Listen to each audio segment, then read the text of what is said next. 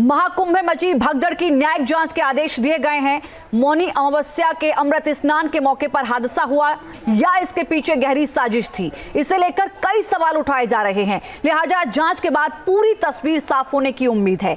UP सरकार ने जांच के लिए 3 सदस्यों का आयोग भी बना दिया है।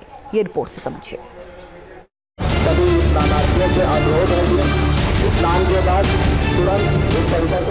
महाकुंभ में हादसा या साजिश?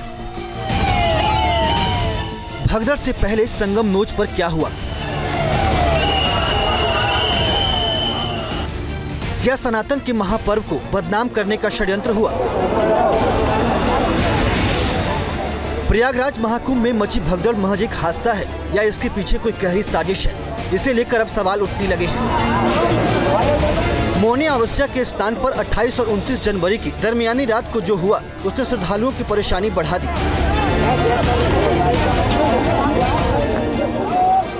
मेला प्रशासन को भी कई चुनौतियों का सामना करना पड़ा। भगदड़ मचने की बाद अफरा तफरी मची और हालात बिगड़ते चले गए। किसी ने इसे लापरवाही बताया तो किसी ने प्रशासन पर सवाल उठाए। वहीं अब संत भगदड़ के पीछे साजिश से भी इनकार नहीं कर रहे हैं। कुछ संतों का मानना है कि ये सब सनातन को बदनाम करने की साजिश हो सकती है, लिहाजा इसकी तह तक जाना जरूरी है ताकि दूध का दूध और पानी का पानी हो सके। हमको ऐसा लग रहा है कि साजिश ज्यादा इस नीति कर रही है, क्योंकि वो लेटे हुए लोग थे, उन पर ही विपत्ति आई है। फूल बेचने वाले थे, उन पर विपत्ति आई है। यदि जनता जो चल रहे तो उन पर यदि कोई दिक्कत होती तो पहले उन पर चढ़ बैठते। उन्होंने पहले तो उन पर पैर नहीं रखा। इसका मतलब कोई नहीं, साजिश के तहत हमारे सनातन संस्कृति को धब्बा करने का प्रयास किया गया है। हम यही प्रार्थना करते हैं भगवान से और सरकार से यही कहेंगे, इसको अच्छी तरह से जांचो और इसके मूल में जाएगा किसने ये साजिश की है सनातन धर्म के प्रति, किसने इस प्रकार का यह अपना जो दुर्भाग्य पूर्ण अपना भाव प्रकट किया है, उसको दंडित होना चाहिए। भगदड़ की असली वजह क्या थी? हालात कैसे बिगड़े? रात में 1 से 2 बजे के बीच असल में क्या हुआ था? इन सवालों का जवाब तलाशने के लिए योगी सरकार ने न्यायिक जांच के आदेश दिए हैं। सरकार ने 3 सदस्यीय न्यायिक जांच आयोग भी बना दिया है। इस आयोग के अध्यक्ष पूर्व न्यायाधीश हर्ष कुमार होंगे, जबकि पूर्व डीजी वीके गुप्ता और रिटायर्ड IAS DK सिंह को आयोग में शामिल किया गया है। आयोग एक समय सीमा के अंदर अपनी जांच रिपोर्ट सरकार को सौंपेगा। हादसे के तह में भी जाने की आवश्यकता है और इसी दिशा से सरकार ने भी तय किया है कि हम इसकी एक जुडिशियल इंक्वायरी भी करेंगे, क्योंकि कई बार रिव्यू होने के बाद स्थानीय स्तर पर हर प्रकार की सतर्कता के बाद आखिर कहाँ से ऐसे हादसे फिर भी होते हैं और हुए हैं। इसके लिए हम लोगों ने न्यायमूर्ति हर्ष कुमार के नेतृत्व में पूर्व डीजी श्री वीके गुप्ता और retired IAS Shri DK Singh, इन 3 सदस्यीय जुडिशियल कमीशन को भी इसके लिए गठित किया जा रहा है। न्यायिक जांच के साथ ही पुलिस भी अपने स्तर पर पूरे मामले की जांच करेगी। भगदड़ को लेकर अब तक जो भी तथ्य आए हैं उसी आधार पर पुलिस की टीम तहकीकात करेगी।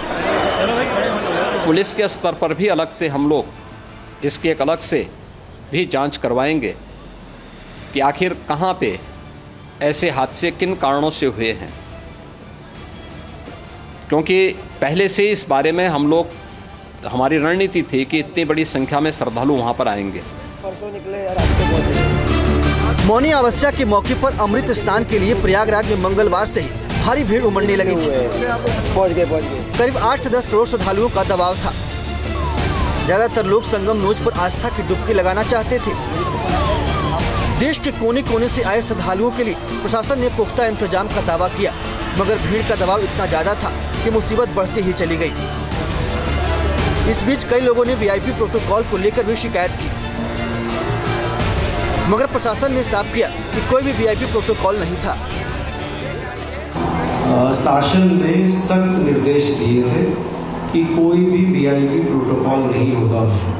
आज मेला पुलिस ने, मेला प्रशासन ने कोई भी VIP प्रोटोकॉल एंटरटेन नहीं किया।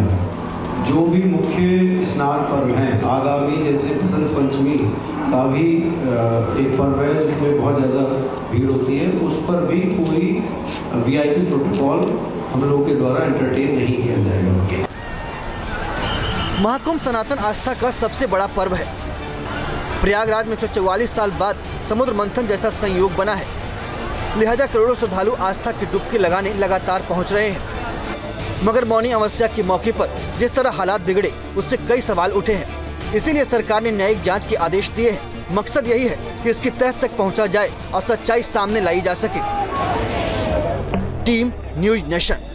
न्यूज नेशन अब व्हाट्सएप पर खबरों की ताजा अपडेट के लिए न्यूज नेशन के इस QR कोड को स्कैन करें।